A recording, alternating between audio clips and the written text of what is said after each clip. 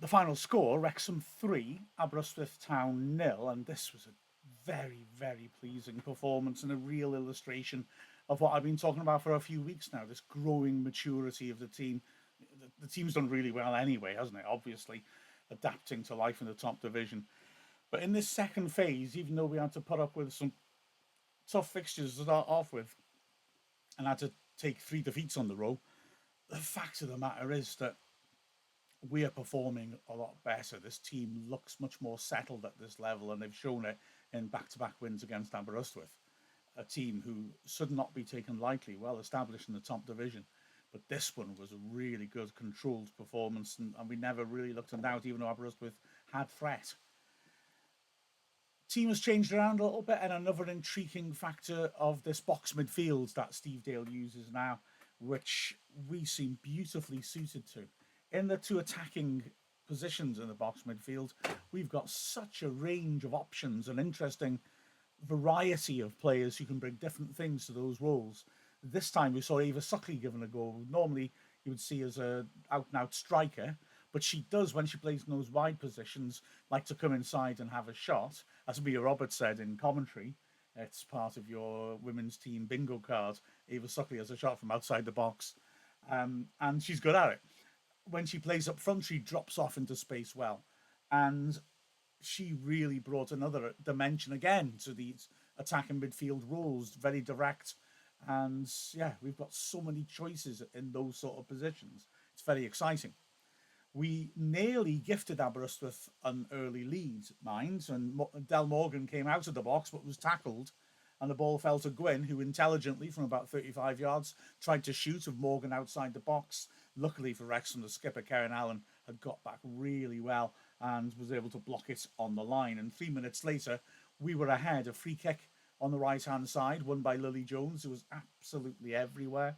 And TJ Dickens, getting her first start since injury, ripped a ball in. I kind of think it was meant to be more of a cross. It was into a horrible area under the bar, and Margot Farnes, the goalkeeper, came out and, in stretching, distracted by Karen Allen's run to challenge her, palmed it into her own net. Great for Dickens to score.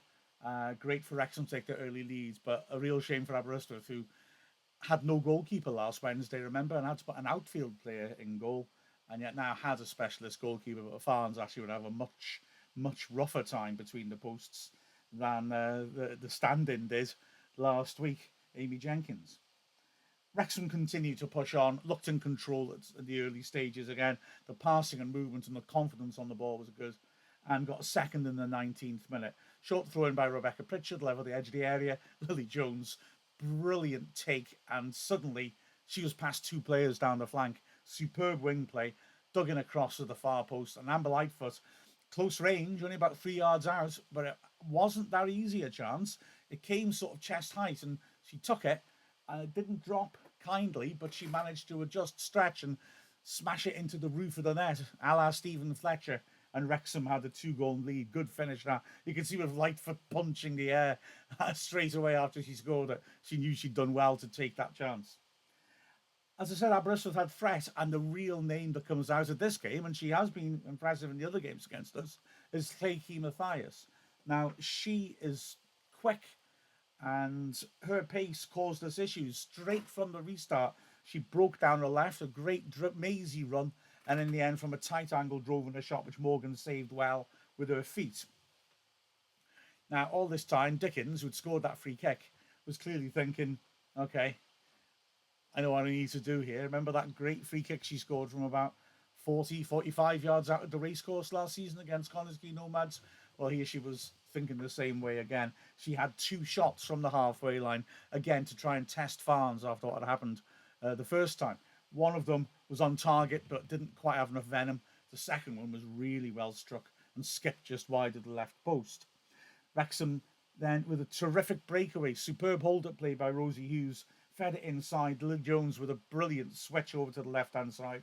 Lightfoot cutting in, driving a shot from the edge of the area, which Farnes held on to low to her right.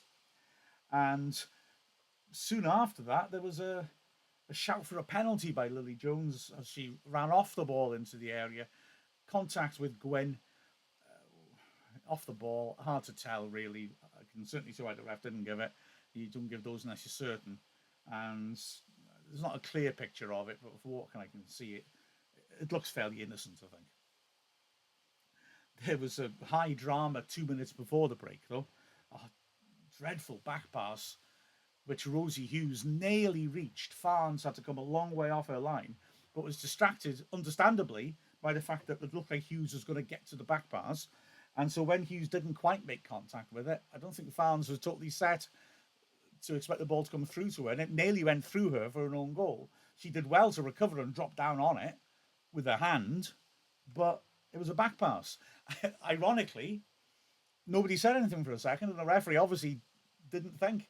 The Wrexham players suddenly started appealing, and the ref, you could see him going back and his, oh yeah, yes, that was a back pass, wasn't it? So he gave us the free kick about 15 yards out, very central.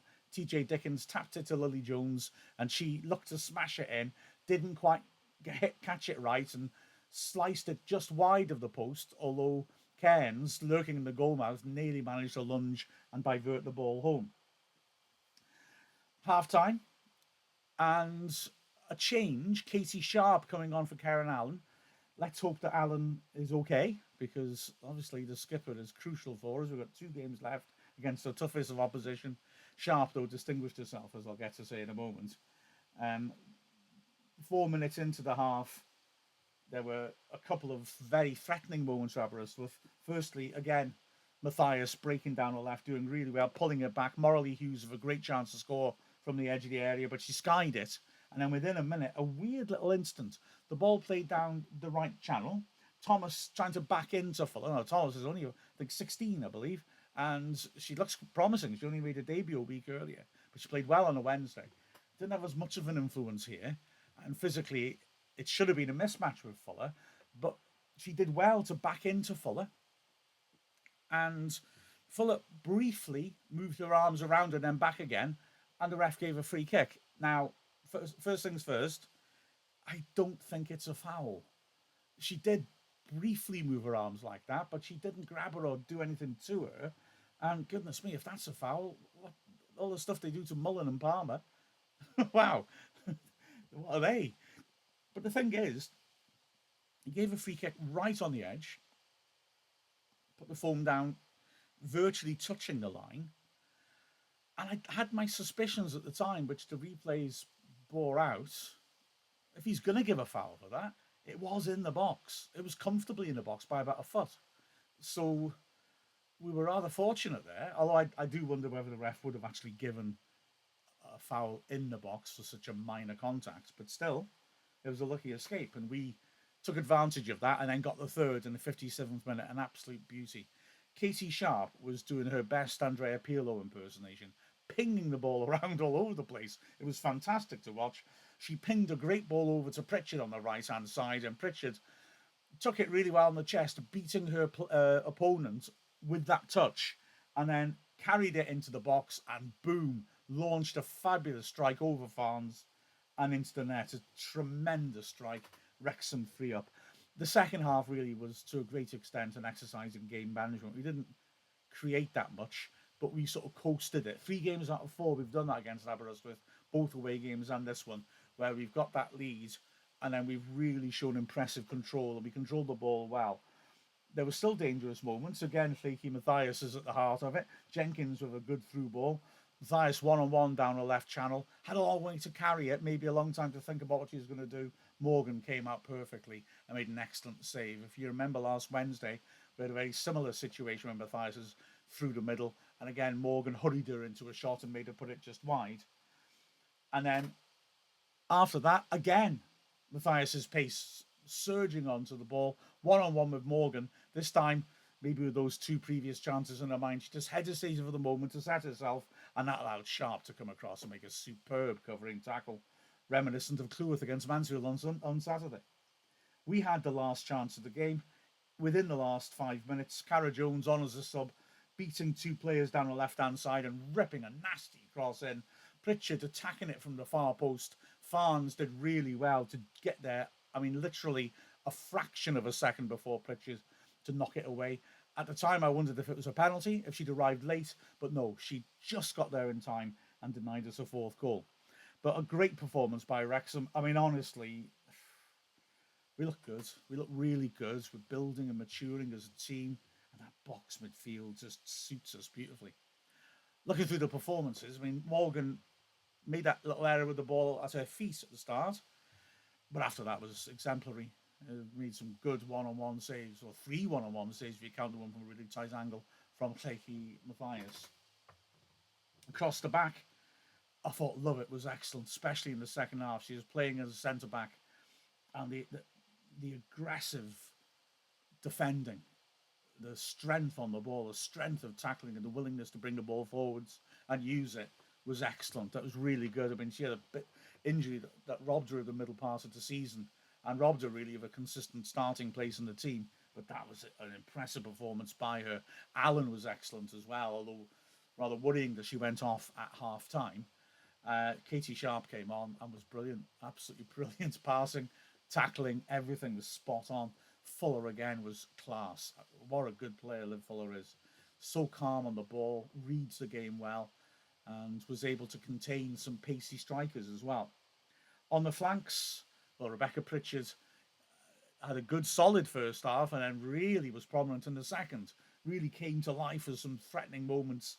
Lightfoot, very threatening in the first half, cutting inside and trying shots and trying to link up with players, and worked very hard in the second half. She was carrying an injury for a good chunk of it, but she soldiered on through.